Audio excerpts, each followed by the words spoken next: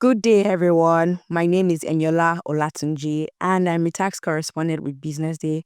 Today, we have our very first episode of the Tax Aid. So, the Tax Aid, I assume you are wondering what's that. The Tax Aid is a new product by Business Day, and in this product, we have a podcast, which, of course, you are seeing now. We also have newsletters, a column, and explainer videos where we'll be breaking down everything tax. We know that some new tax laws were passed in July 2025 this year, and they will be enacted. They will be enacted by January next year. But especially on this podcast, we're going to dissect everything tax, all of those questions that you have, all of those things you've been wondering, what does this mean? Everything from personal income tax to CGTs to tax on free trade zone areas. This is where we're going to be dealing with it, and it's not going to be complicated. It's going to be very easy. I have a co-host with me, and Ezinne Nnorom. Yes, so I'll be co-hosting with Enola, and we have a very special guest today, Peter Nwofia, tax partner at Forvis Mazars. You're welcome. Welcome, Peter. Today we're going to be discussing personal income tax, and I especially picked it because I'm sure if you're online, you must have seen. I think that's one of the things that even caused one of the most upset. Initially, before the bill was passed, there was a lot of conversation around VAT. If they were going to increase it. Then even state allocations. That one, there was so much conversation. But now that the bills have been passed, the problem is personal income tax. But much like most of this week's CGT, we'll get to that in other episodes. But for personal income tax, everyone is thinking, it's my tax. Am I going to start paying more tax? Am I going to start? Who am I going to remit it to? Am I paying it directly? All of those things. So today we're just going to be doing a deep dive into all of those questions that people have. And first of all, I'd like you to just give a brief overview of what the new personal income tax is about. All right. So thank you once again, Enola. So the personal income tax that we would have effective January 1, 2026 is something we have currently under the Personal Income Tax Act. However, by January 1, 2026, it would no longer be contained in that act. It would be part of other laws or part of other taxes that will be contained in the Nigeria Tax Act.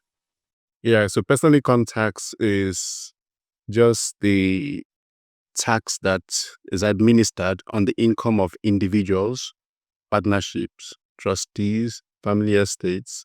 So basically, personal income tax deals with income earned by individuals and sole proprietors, joint ventures, business names, people that are not limited liability companies or PLCs.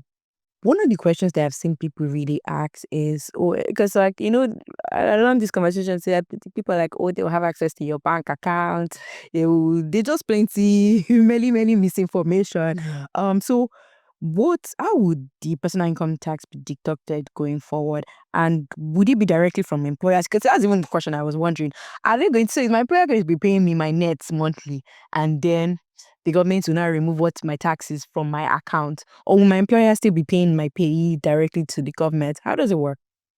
So, but going straight to your question, personal income tax will still be administered the way it is. It has always going to be administered because we need to make that clarity.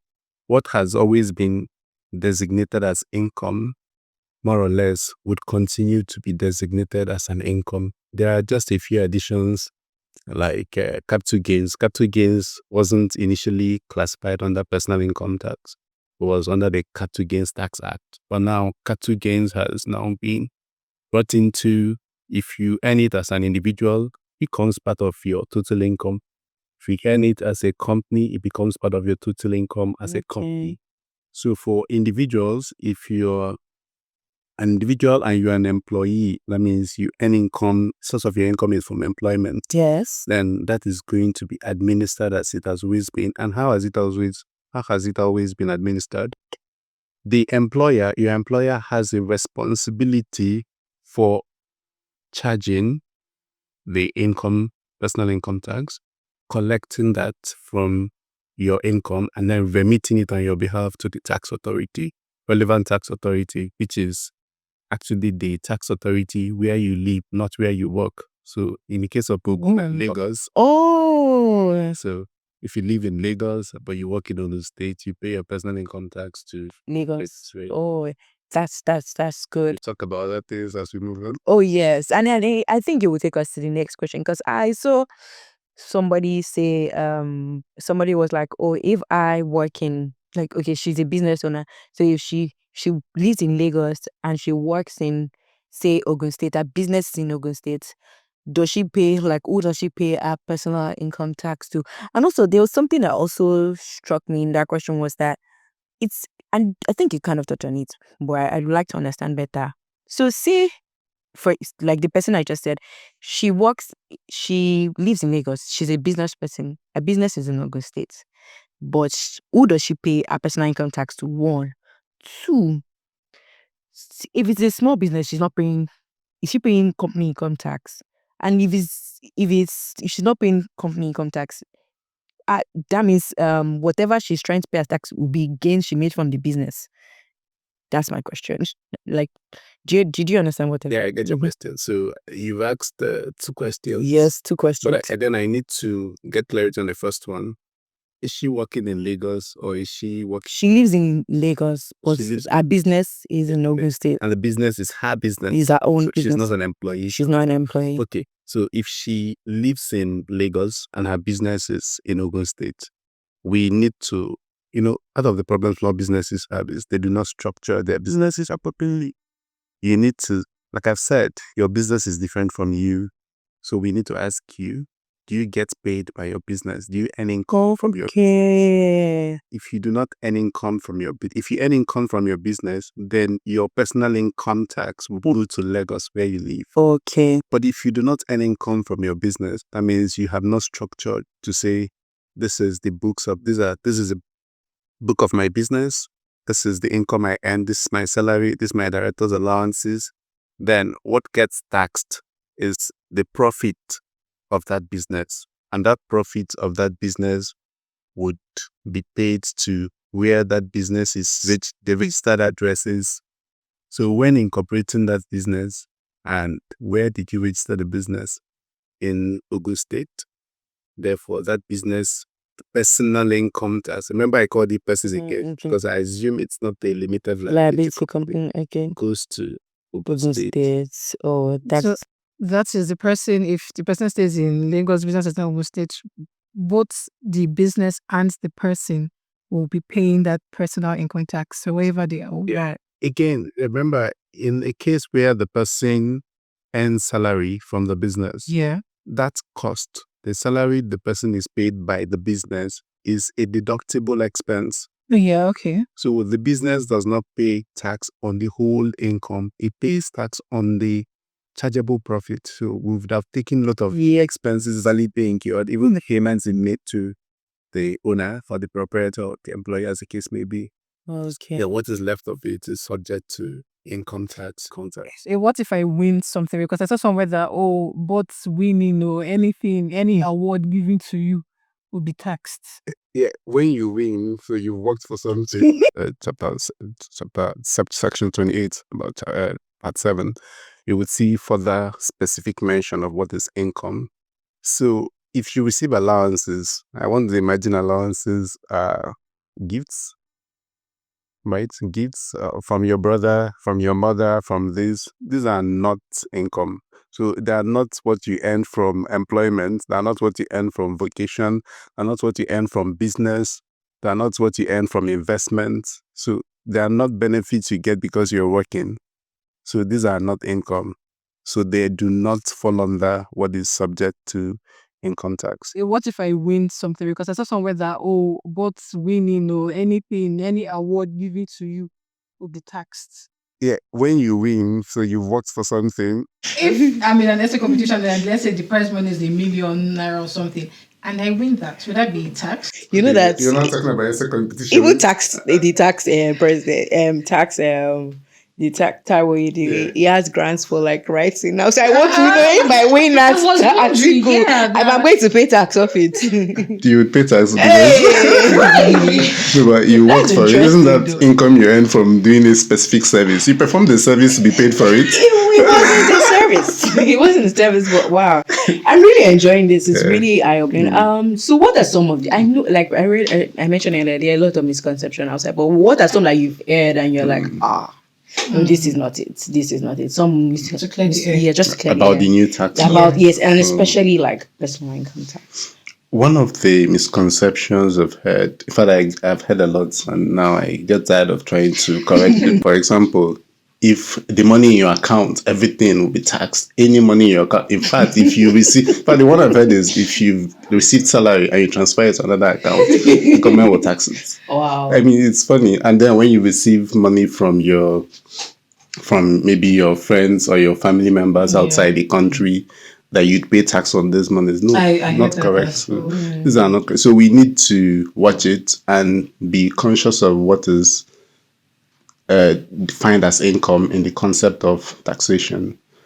And there are a few other things, but that is how people do calculation. People do not consider the appropriate benefits because if, for instance, you're working for Business Day, and then because you work for Business Day decides to provide you a domestic help, a driver, or even gives you a car. It's easy for people to miss out some of these things as benefits they earn. But then benefits you have, they may not be cash, but they are benefits you get as a result of being an employee of a company, are considered as emolument or as income for the purpose of calculating income tax. But there are ways to do the calculation, by the way. Okay. Like the rates now for personal income tax is progressive. So it's more like the more you earn, the more you pay. And then it's on 900K, it's about anything above 800 to 3 million is like 15%. Then 3 million to another range is 18%. And somebody was saying that it's likely like people within this bracket, the 15-18%, pay less come the following year. Is that how it's likely to look like? We have a progressive tax system when it comes to personal income tax, which is a lot more different when you talk about company income tax. So pay, that's why people call it, you usually hear people say, this is my payee. Yes. But payee is just the system. It's actually not the tax. Oh, so payee tax, it's actually payee tax, pay as you earn tax. Because in the concept of personal income tax, when it comes to employees, usually employees, which is the general one, the taxes paid by employees are seen as pay as you earn tax. So pay as you earn tax. But that's a subset of personal income tax, because even within personal income tax, you have the withholding tax, you have other things. So, but let me go straight to this. For PE, the rate has changed. Like you said, after you've declared your total income, the next is to move to the next level, which is deductions and reliefs. So some old deductions still stay. Reductions or reliefs, I rather call them reliefs. Deductions which you would find in Part 7. Deductions like if you're contributing to a National Housing Fund, it would be deducted from your total income. If you've contributed personally to National Health Insurance Scheme, not if your company has contributed. If you have contributed, it's individual's contribution, not company's contribution. But they take it out of my salary now. Usually, if they've taken it from your salary and they've declared that gross amount that contains it as your salary, then it will be backed out. But usually what companies do is they see it as their cost. So if you have an idea of your pay slip, you would not see that amount in your pay slip. You would probably see it in your employment letter, but you would not see it in your payslip. So if it has not been included as part of your payslip or your gross income, you cannot have it as a deduction because it's assumed that you did not contribute to NHIS.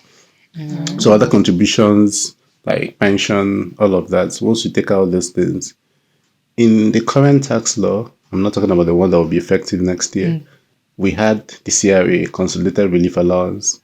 But now there is no CRA. The additional thing that has come in is rent relief. So you take out rent relief and then you pass it in.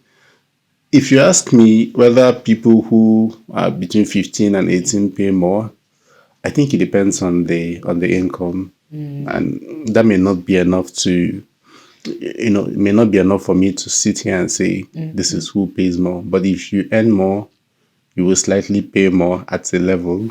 If you earn more, you would astronomically pay more. And when we start getting 25%, the end of the band. Yeah. So for the informal sector now, can you walk us through how small businesses and, people that basically work in the informal sector, how they're going to be taxed? Because there isn't, will I call it, a proper regulation around that? Like, how do you tax? Is everything just going to be, okay, the amount that comes into your bank accounts and the government to just, or the tax agents rather, would, just do their own calculation? Or how is it going to be done? How is it, yeah.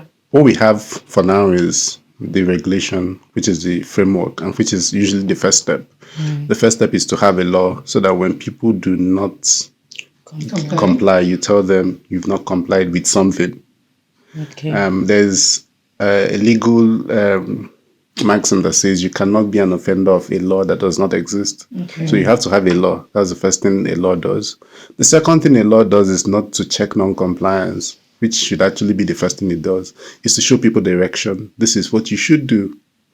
So we have a law that, like I said, for personal income tax, the important thing is if you're in the informal sector, wherever you are, when I was talking about the oil company, I said wherever you are, provided you earn an income that is taxable, you're not earning below the minimum wage, then you have to pay personal income tax if you are an individual. It doesn't matter that you are an informal sector. Okay. But having said that, what the committee has done is to have a law. The next thing is, how do we make it work? Okay. We have people in the informal sector.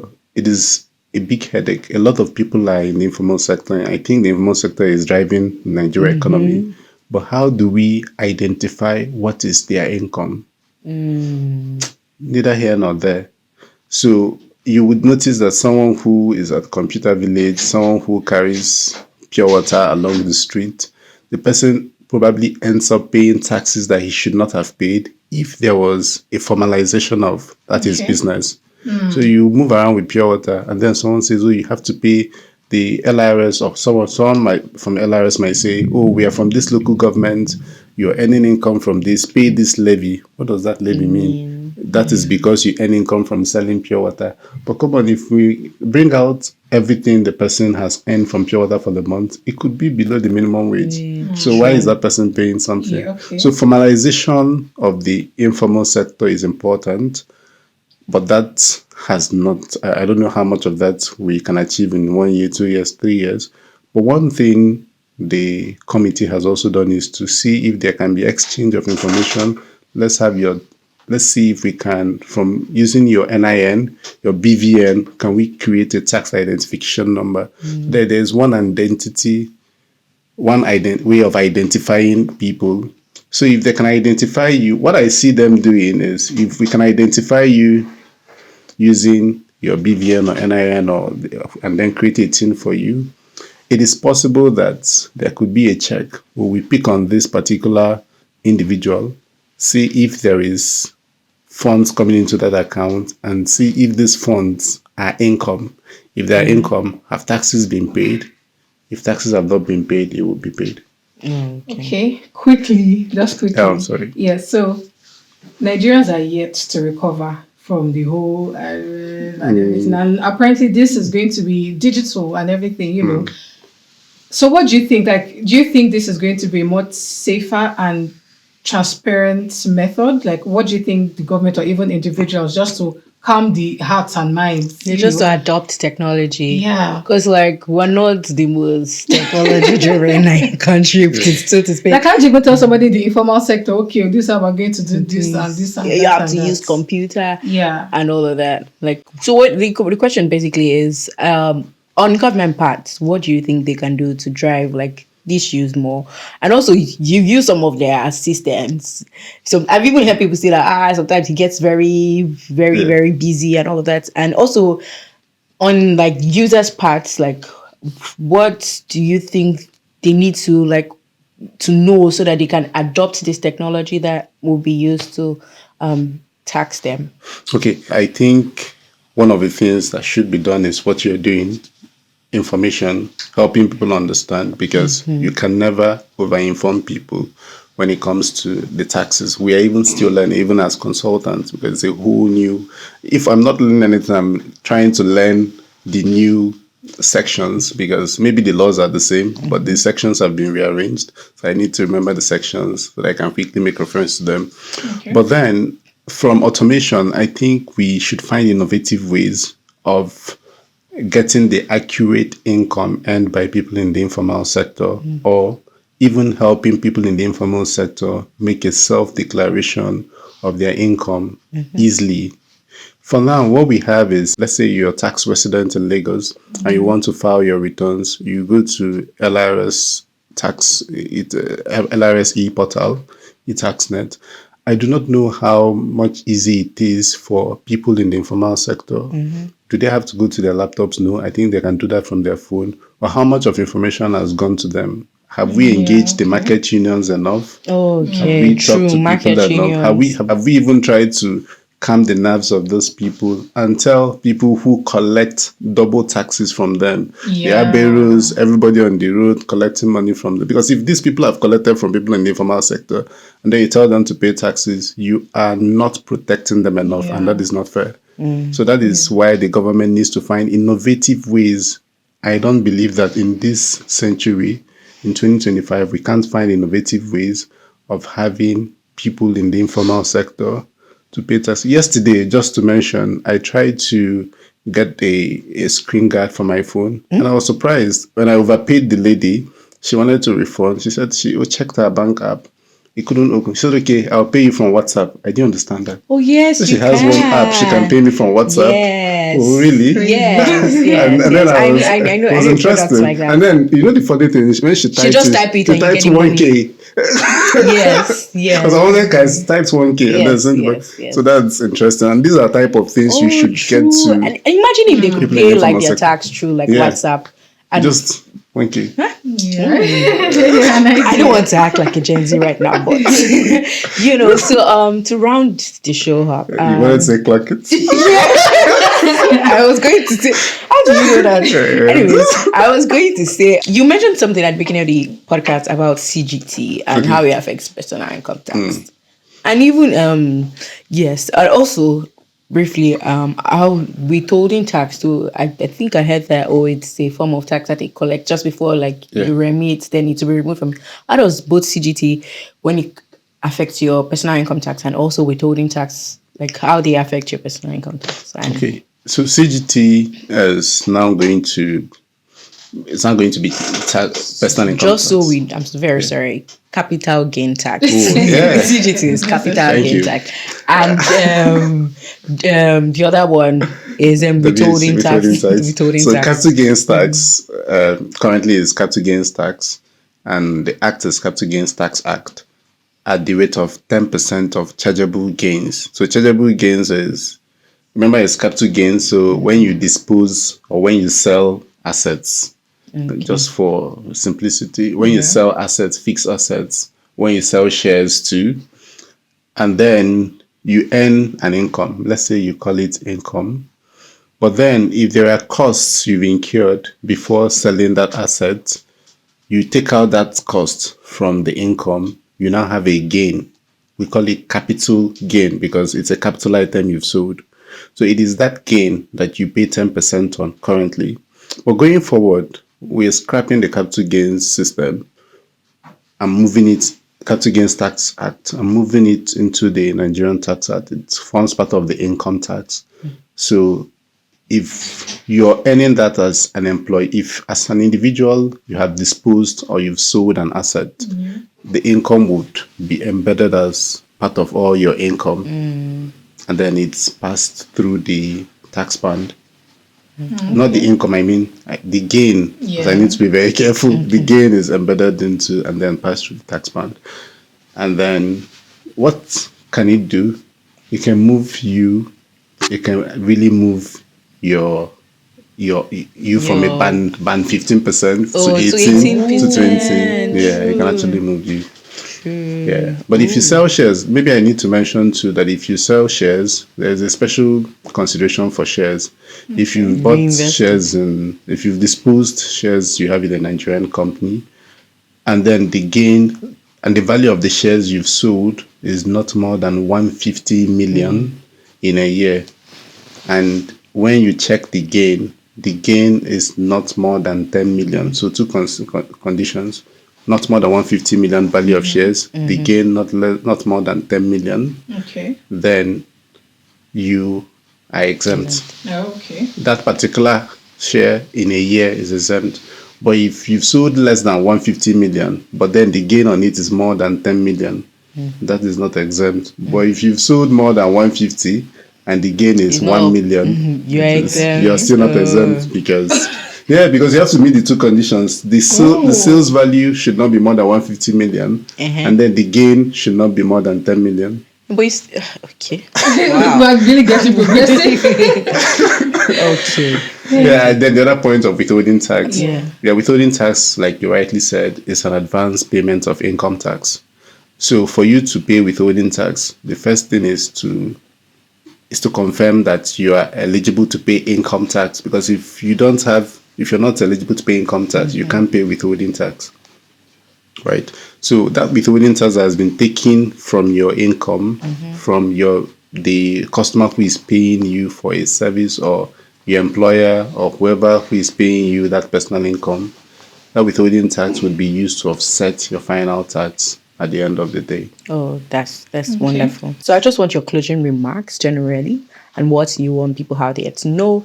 And within that also, like, just answer, like, what's global, like, what country has the best global practices for tax, and like that you think that we can What look up metrics to? can we use to measure? With your wrapping up remark. Okay, my wrapping up remark, I would say that revenue from taxes are sustainable. In fact, when I was coming here, I wanted to wear a green suit because green represents sustainability. But I didn't look good on that green suit.